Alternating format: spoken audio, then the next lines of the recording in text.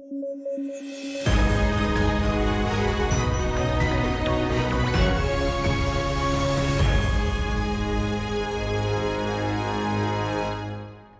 News at 9 programme में आपका स्वागत है। मैं हूं अमृत उपाध्याय। आइए जल्दी से देखें आज के हेडलाइंस।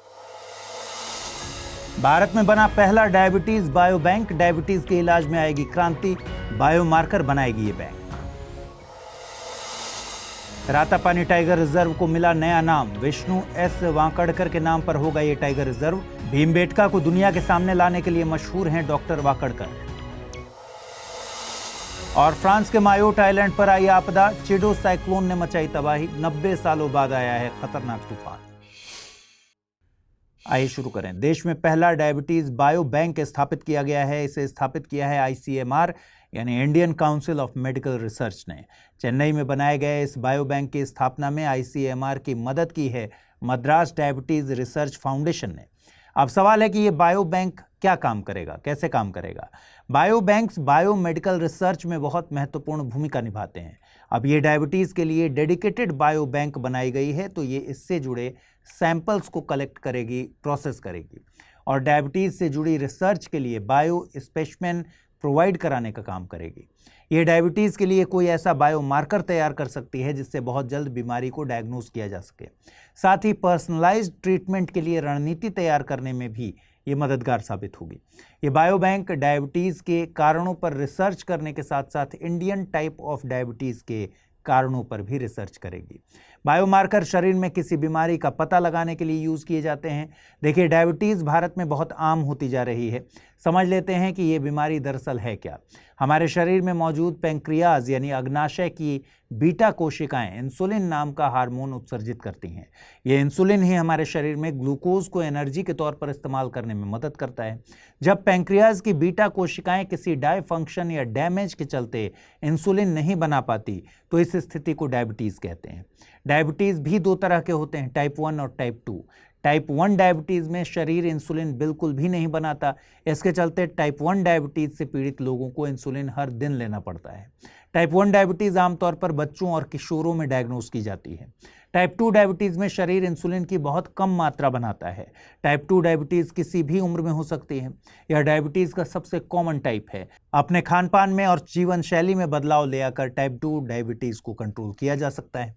वर्ल्ड डायबिटीज़ फाउंडेशन के मुताबिक संख्या के लिहाज से भारत में दुनिया की सबसे बड़ी डायबिटिक पॉपुलेशन रहती है। इसमें 32 मिलियन से ज़्यादा लोग इससे प्रभावित हैं। 2025 तक ये संख्या दोगुनी से ज़्यादा होने की संभावना है। मध्य प्रदेश सरकार ने रातापानी टाइगर रिजर्व को लेकर एक फैसला लिया है। दरअसल रातापानी टाइगर रिजर्व का नाम विश्व प्रसिद्ध archaeologist doctor Vishnu S Wakadkar के नाम पर होगा। देखिए, अभी हाल ही में रातापानी को देश के 57वें टाइगर रिजर्व के तौर पर नोटिफाई किया गया है। मध्य प्रदेश के रायसेन और सीहोर जिलों में स्थित ये टाइगर रिजर्व 825.9 स्क्वायर किलोमीटर में फैला है। विंध्यन हिल्स में स्थित ये टाइगर रिजर्व इतिहास के लिहाज से बहुत अहम है। दरअसल इसी टाइगर रिजर्व में यूनेस्को से दर्जा प्राप्त विश्व विरासत स्थल भीमबेटका की गुफाएं स्थित हैं। भीमबेटका की गुफाओं को 2003 में यूनेस्को की विश्व विरासत स्थल सूची में शामिल किया गया था। इसके अलावा यहीं पर गिन्नौरगढ़ फोर्ट, केरी महादेव मंदिर, रातापानी डैम, झौलियापुर डैम इत्यादि भी स्थित हैं। लेकिन आपके मन में सवाल आ रहा होगा कि इस टाइगर रिजर्व को डॉक्टर विष्णु एस वाकड़कर का नाम क्यों दिया जा रहा है। दरअसल डॉक्टर विष्णु एस वाकड़कर ही वो व्यक्ति हैं जिनकी बदौलत भीमबेटका आज दुनिया भर में प्रसिद्ध है। डॉक्टर विष्णु एस वाकड़कर का पूरा नाम है विष्णु श्रीधर वाकड़कर। इन्हें हरि भाऊ के नाम से भी जानते हैं। साथ ही भारत में इन्हें father of Indian rock art research का दर्जा मिला हुआ है। 23 मार्च 1957 के दिन डॉक्टर वाकड़कर ट्रेन से भोपाल जा रहे थे। उन्हें ट्रेन में बैठे हुए दूर पहाड़ और कुछ बड़े पत्थर दिखाई पड़े। जब उन्होंने ट्रेन में बैठे कुछ लोगों से पूछा तो उन्हें भीमबेटका के बारे में पता चला। बताते हैं कि उन्होंने ट्रेन से वहीं छलांग लगाई और वहाँ पर कोई स्टेशन भी नहीं था। इस तरह उनकी ये छलांग भारतीय शैल कला को एक नई दिशा में ले जाने वाली थी। इससे पहले एक ब्रिटिश सर्वेयर ने 1888 में भीमबेटका पर टिप्पणी की थी, लेकिन फाइनली इसे विश्व विरासत स्थल का दर्जा दिलाने और दुनिया को इसका महत्व बताने में डॉक्टर विष्णु एस वाकड़कर ने बेहद अहम भूमिका निभाई। श्रीलंका के राष्ट्रपति अनुरा दिसानायके इन दिनों भारत की आधिकारिक यात्रा पर हैं। उनकी ये यात्रा कई मायनों में अहम है। दरअसल श्रीलंका में हाल ही में राष्ट्रपति चुनाव हुए हैं, जिनमें अनुरा दिसानायका को जीत मिली है और वे राष्ट्रपति के पद पर काबिज हुए हैं। श्रीलंका के राष्ट्रपति बनने के बाद ये उनकी पहली विदेश यात्रा है। प्रधानमंत्री मोदी से मुलाकात के दौरान उन्होंने भारत श्रीलंका के संबंधों को लेकर बेहद अहम बात कही। उनके मुताबिक श्रीलंका की जमीन का उपयोग भारत के खिलाफ होने वाली किसी भी गतिविधि के लिए नहीं किया जाएगा। देखिए, अनुरा कुमारा दिसानायके वामपंथी यानी लेफ्ट विंग के नेता हैं। वहीं भारत की वर्तमान सरकार दक्षिणपंथी विचारधारा यानी राइट विंग की तरफ झुकाव वाली मानी जाती है। इसके चलते जब चुनावों में उनकी जीत हुई तो अनुमान लगाया जा रहा था कि उनका झुकाव भारत की बजाय चीन की तरफ ज्यादा होगा। लेकिन सितंबर में राष्ट्रपति का पदभार ग्रहण करके और दिसंबर में ही भारत की यात्रा ये दिखा रही है कि दोनों देशों के रिश्तों पर विचारधाराओं का प्रभाव नहीं पड़ेगा। मुलाकात के दौरान उन्होंने श्रीलंकाई आर्थिक संकट के दौरान भारत द्वारा की गई मदद को लेकर धन्यवाद भी दिया। वे बिहार स्थित बोधगया की यात्रा भी करेंगे। इसके अलावा दोनों देशों ने अवॉइडिंग डबल टैक्सेशन और कैपेसिटी बिल्डिंग को लेकर समझौते पर भी हस्ताक्षर किए। इसके साथ ही उन्होंने सामपुर सौर ऊर्जा परियोजना, श्रीलंका के भीतर रेलवे कनेक्टिविटी, दोनों देशों के बीच फेरी और उड़ान सेवाओं, डिजिटल पहचान परियोजना जैसे मुद्दों पर भी चर्चा की। साथ ही मछुआरों के मुद्दों का सस्टेनेबल सॉल्यूशन खोजने की बात भी कही गई है। दोनों देशों में पर्यटन के लिए रामायण सर्किट और बौद्ध सर्किट पर भी चर्चा की गई। भारत के पर्यटन मंत्रालय ने स्वदेश दर्शन स्कीम के तहत एक रामायण सर्किट तैयार किया है। ऐसे ही महात्मा बुद्ध के जीवन से जुड़े प्रमुख स्थलों को लेकर बौद्ध सर्किट भी तैयार किया गया है। रामायण सर्किट का मकसद भगवान श्री राम के जीवन से जुड़े महत्वपूर्ण स्थलों को पर्यटन के माध्यम से विकसित करना है। इस सर्किट में उन स्थानों को शामिल किया गया है जहां भगवान राम ने अपने जीवन काल में यात्रा की थी। रामायण सर्किट में 9 राज्यों के 15 स्थलों की पहचान की गई है, जिनमें प्रमुख हैं उत्तर प्रदेश के अयोध्या, श्रृंगवेरपुर, नंदीग्राम, चित्रकूट, बिहार के सीतामढ़ी, बक्सर, दरभंगा, मध्य प्रदेश का चित्रकूट, छत्तीसगढ़ का जगदलपुर, ओडिशा का महेंद्रगिरी, तेलंगाना का भद्राचलम, तमिलनाडु का रामेश्वरम, कर्नाटक का हम्पी और महाराष्ट्र के नागपुर और नासिक। इन स्थलों को रेल, सड़क और हवाई मार्ग से जोड़ने के लिए विशेष योजनाएं बनाई गई हैं, जिससे पर्यटकों को सुगम यात्रा का अनुभव हो सके। इसके अलावा बौद्ध सर्किट की बात करें तो बौद्ध सर्किट उन पवित्र स्थलों का समूह है जो भगवान बुद्ध के जीवन और उनकी शिक्षाओं से जुड़े हैं। बौद्ध सर्किट में शामिल हैं लुम्बिनी, जो नेपाल में है। यहाँ भगवान बुद्ध का जन्म स्थान माना जाता है। बोधगया, जो कि बिहार में है, माना जाता है यहाँ बुद्ध ने बोधि वृक्ष के नीचे आत्मज्ञान प्राप्त किया था। उत्तर प्रदेश के सारनाथ में भगवान बुद्ध ने अपना पहला उपदेश दिया था। एक और स्थान आता है उत्तर प्रदेश का कुशीनगर, जहां महात्मा बुद्ध ने महापरिनिर्वाण प्राप्त किया था। हिंद महासागर में स्थित मायोट आइलैंड में एक भयानक आपदा आई है। दरअसल चिडो साइक्लोन के चलते इस आइलैंड पर तकरीबन 250 लोग जख्मी हो गए हैं। आइलैंड के लोगों के मुताबिक यह आपदा किसी नाभिकीय हमले से कम नहीं है।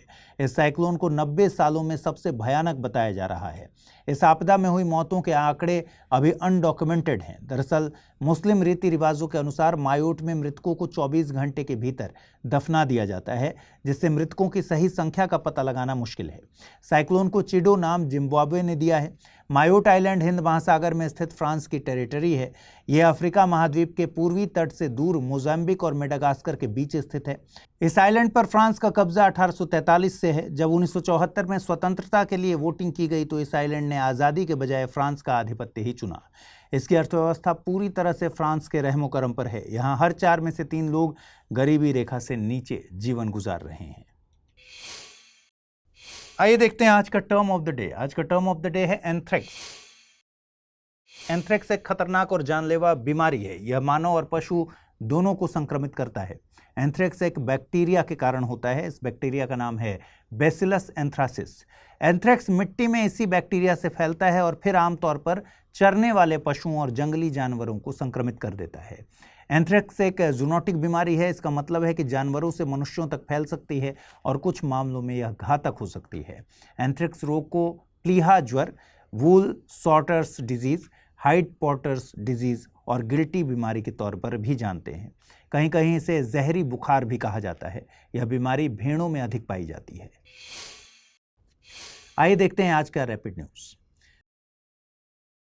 प्रसिद्ध तबला उस्ताद जाकिर हुसैन का 73 वर्ष की उम्र में अमेरिका में निधन हो गया। वे इडियोपैथिक पल्मोनरी फाइब्रोसिस बीमारी से जूझ रहे थे। जाकिर हुसैन का जन्म 9 मार्च 1951 को मुंबई में हुआ था।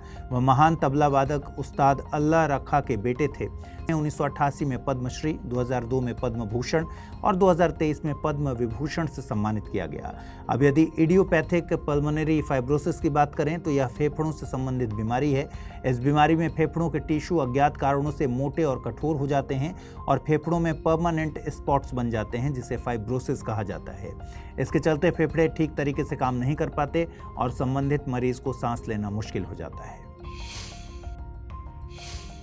केंद्रीय मंत्री सर्बानंद सोनोवाल ने जलवाहक योजना का उद्घाटन किया, जिसका मकसद गंगा, ब्रह्मपुत्र और बराक नदियों पर माल वाहन को बढ़ावा देना है।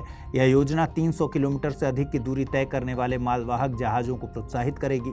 साथ ही यह योजना जलमार्गों के इको फ्रेंडली उपयोग को बढ़ावा देगी, जिससे रेलवे और सड़क यातायात पर दबाव कम होगा। आपको बता दें कि भारत में अंतर्देशीय जलमार्गों का एक व्यापक नेटवर्क है, जिसमें नदियां, नहरें और खाड़ियां शामिल हैं। यह नेटवर्क लगभग 20,236 किलोमीटर का है, जिसमें 17,980 किलोमीटर नदियां और 2,256 किलोमीटर नहरों का नेटवर्क शामिल है। हर साल 16 दिसंबर को विजय दिवस मनाया जाता है, जो 1971 के युद्ध में भारतीय सेना की पाकिस्तान पर जीत की याद में मनाया जाता है। इस साल 1971 के युद्ध और भारत बांग्लादेश के बीच संबंधों की 53वीं वर्षगांठ है। 16 दिसंबर 1971 के ही दिन बांग्लादेश ने पाकिस्तान से स्वतंत्रता की घोषणा की और एक नया देश बनाया था। युद्ध तब शुरू हुआ जब पाकिस्तान ने 3 दिसंबर को भारतीय एयरबेस पर हवाई हमले किए। 13 दिनों तक युद्ध के बाद पाकिस्तान ने भारतीय सेना के सामने आत्मसमर्पण किया। बांग्लादेश में इसे मुक्ति दिवस के रूप में मनाया जाता है। ग्वालियर में 546 कलाकारों ने 9 वाद्य यंत्रों पर विभिन्न रागों की प्रस्तुति के जरिए गिनीज वर्ल्ड रिकॉर्ड बनाया है। यह प्रदर्शन 100वें तानसेन समारोह का हिस्सा था। इस समारोह की शुरुआत 15 दिसंबर को हुई और यह 19 दिसंबर तक चलेगा। इसका आयोजन 16वीं सदी के प्रसिद्ध गायक तानसेन को श्रद्धांजलि देने के लिए हर साल आयोजित किया जाता है। इसकी शुरुआत 1924 में की गई थी। आपको बता दें कि तानसेन का वास्तविक नाम रामतनु पांडे था। वे एक प्रमुख भारतीय शास्त्रीय संगीतकार थे और मुगल सम्राट अकबर के नवरत्नों में से एक थे और अकबर ने उन्हें संगीत सम्राट की उपाधि दी थी।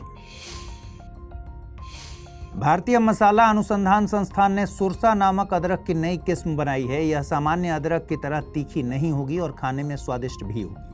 सुरसा की उपज प्रति हेक्टेयर 24.33 टन तक हो सकती है और यह भारत में अदरक की पहली किस्म है, जिसे विशेष रूप से सब्जी के रूप में उपयोग करने के लिए विकसित किया गया है। इसके प्रकंद मोटे और सफ़ेद पीले रंग के होते हैं और इसमें फाइबर की मात्रा कम होती है। इसकी ड्राई रिकवरी दर 21% है, जो सूखी अदरक यानी सोंठ बनाने के लिए उपयुक्त कंडीशन बनाती है। मुंबई में विश्व हिंदू आर्थिक मंच के 9वें सम्मेलन का समापन हुआ। इसका उद्घाटन महाराष्ट्र के मुख्यमंत्री देवेंद्र फडणवीस ने किया था। इस शिखर सम्मेलन में दुनिया भर के विभिन्न क्षेत्रों के प्रतिनिधियों ने हिस्सा लिया।